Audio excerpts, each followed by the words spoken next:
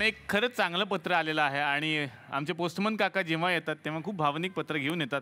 त्यांनी एक पत्र आणलेलं आहे. आज खरं तर ते कुणा एकासाठी नाहीये. बघूयात ते कुणासाठी आहे. या काका.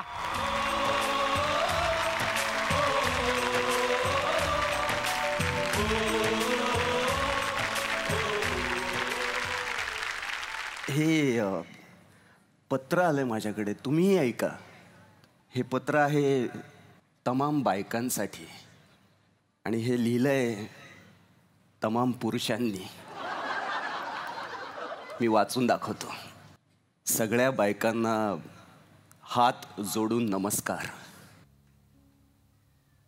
आजही बायका वडाच्या झाडाच्या फांद्या तोडताना दिसतात.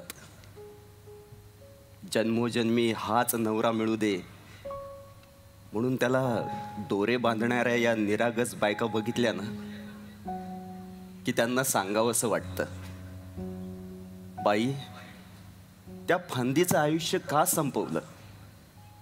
वड जास्त कामाचं आहे, औषधी आहे, हजारो लोकांना सावली देतो. तुझा नवरा पगार तरी घरी देतो का? पण मी असं बोलत नाही आणि मला माहिती आहे की असं बरंच काही डोक्यात असून सुद्धा तुम्ही बायका खूप शांत बसता. खरं तर जगात कुठलाच अर्थशास्त्रज्ञ देशाची अर्थव्यवस्था सांभाळायला सल्ला देण्यापलीकडे काहीच करू शकत नाही.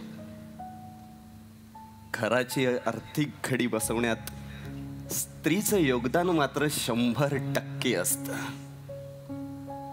तरी अर्धे नवरे बायकोला म्हणतात, तू गप्प बस, तुला व्यवहारातलं काही कळत नाही. बायकांना गाडी चालवता येत नाही हे 10 वेळा गाडी ठोकलेले पुरुष सुद्धा तोंड वर करून सांगतात बायकांना. तरी कशा काय ऐकून घेता तुम्ही सगळं? हे सौभाग्याचं रक्षण करण्यासाठी मनापासून प्रार्थना करणाऱ्या बायकांनो, 7 पिढ्यात एकदाही तुमच्या नवऱ्याच्या खानदानात कुणाचंही नाव पेपरमध्ये आलं नसलं तरी तो न चुकता रोज पेपर घेऊन अर्धा तास टॉयलेटमध्ये बसतो. तेव्हा बाहेरून कडी लावून त्याला दिवसभर तिथेच कोंडून ठेवावं असं वाटतंच ना तुम्हाला?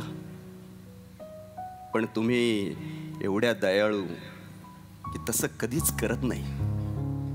तुम्हाला मालिका बघायची असते पण नवरा खुशाल क्रिकेट बघत बसलेला असतो पाय पसरून. रागात रिमोट घालावा नवऱ्याच्या डोक्यात असंही येतं तुमच्या डोक्यात. पण तसं तुम्ही करत नाही. कधी छान आभाळ आलेलं असतं, बाहेर पडावं, नवऱ्यासोबत पावसाचे थेंब झेलावेत अंगावर, असं असतं तुमच्या डोक्यात. आणि नवरा सोफ्यावर पडल्या मस्त कांदा भजी कर ग असं सांगतो.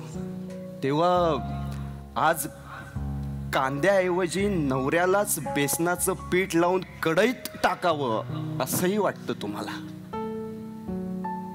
पण तुम्ही भजीच तळता, खमंग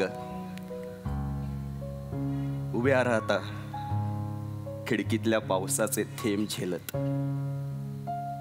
तुमच्या मनातलं आभाळ मात्र डोळ्यात येतं. नवऱ्याला पत्ता नसतो त्या भरून आलेल्या आभाळाचा. नवरा मग आठवेल तेव्हा भजी छान झाली आहे का असं सांगतो. आणि तुम्ही पण सुखात नाहून निघाल्याचा अभिनय करता. नाहीतरी तुमच्यापैकी कित्येक जणींना पिझ्झाचे डोहाळे वडापावावर भागवावे लागले असणारच. हे देशातल्या तमाम शोषिक बायकांनो, कधी तुम्ही खूप राबून मोठ्या कौतुकाने सुरमई बनवलेली असते. वाटत असतं वासानेच वेडा होईल आणि मिठी मारेल नवरा. आणि दार उघडतं तेव्हा फक्त दारूचाच वास पसरलेला असतो घरभर. तेव्हा सुरमईचा काटा काढावा त्या सहजतेने या नालायकाचा काटा काढावा असं वाटून जातं तुम्हालाही.